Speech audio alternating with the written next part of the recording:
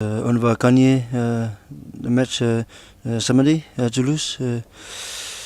And important to win this week, so we can stay on top 3 for the top 14.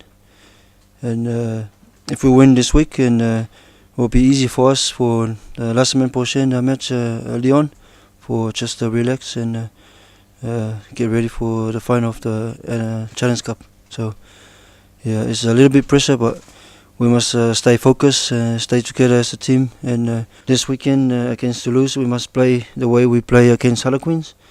We must start well and finish well. We can't afford to play like we played last week, last Mandania match against Stade Français. So we must play well and prepare well for this week. And I think the boys are feeling really good, and they recover well for this weekend. As me as a player, I think it's pretty good for me as a young player to come in a new team and a new environment and a new country.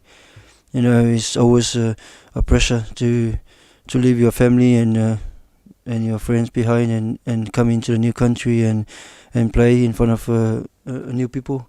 I've been here now and I know how the game, the top 14 play, and so I hope next year I score more tries and enjoy more, and I hope to stay in the club for a long time.